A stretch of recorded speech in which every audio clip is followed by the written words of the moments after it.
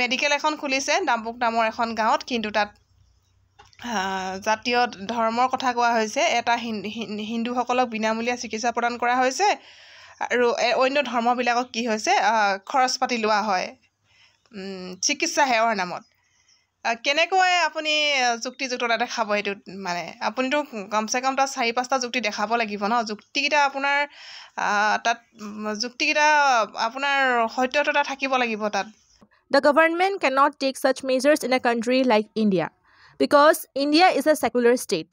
There is no any official or state religion in India. Question number তাই English মিডিয়ামৰ তাই ইংলিছতে দিব আনসাৰটো মই অসমীয়াতে পঢ়ি দিওঁ তথাপি ইংলিছত অকণ পঢ়ি দিছোঁ Suppose the government has set up a hospital in a village called Dambuk. The hospital provides free treatment to the Hindus. People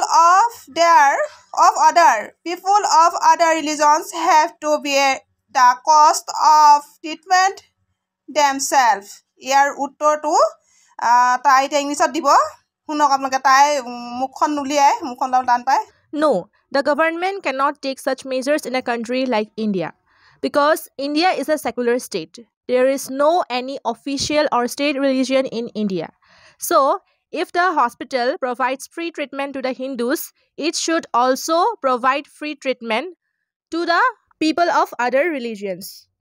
ভাৰতৰ দৰে এখন দেশত চৰকাৰে তেনেধৰণৰ ব্যৱস্থা ল'ব নোৱাৰে কিয়নো ভাৰত এখন ধৰ্মনিৰপেক্ষ দেশ ইয়াত কোনো চৰকাৰী বা ৰাজ্যিক ধৰ্ম নাই হেয়ে যদি চিকিৎসালয়খনে হিন্দুসকলক বিনামূলীয়া চিকিৎসা প্ৰদান কৰে তেন্তে অন্য ধৰ্মৰ লোককো বিনামূলীয়া চিকিৎসা প্ৰদান কৰিব লাগিব Question number 58 Suppose you are at a hardware store to purchase some goods and willing to pay your bill amount by check But the store owner is refusing to accept the payment by check and ask you to pay by cash. You do not have cash with you. What do you think why the store owner is refusing to accept the check? Suggest any alternative way of purchasing your goods that day.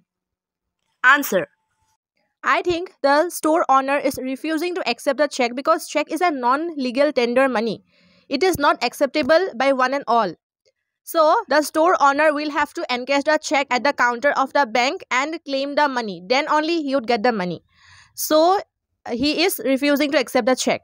Any alternative way of purchasing my goods that day is to make deferred payments.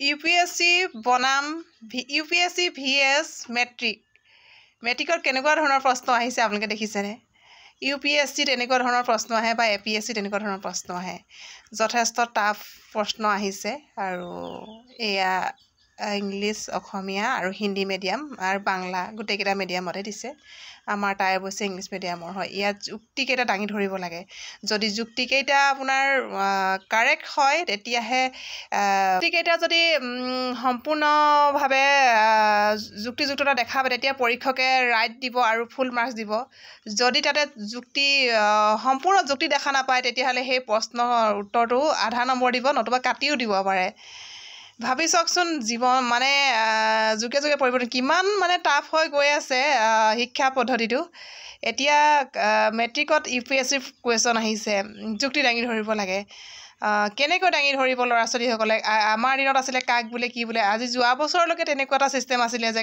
Concept হোৱা নাছিলে এই বছৰ concept হৈছে যে কাক বোলে কি বোলে পোনপটীয়া উত্তৰ কিতাপখন পঢ়িলে তাৰ পৰা উত্তৰ বাচিলে নিৰ্বাচন কৰিলে সেইটো গৈ উঠাই বহীত পঢ়াই দিলে লিখি দিলে কিন্তু এতিয়া আপুনি চাওকচোন কেনেকুৱা ধৰণৰ প্ৰশ্ন এইটো আপুনি ভাবি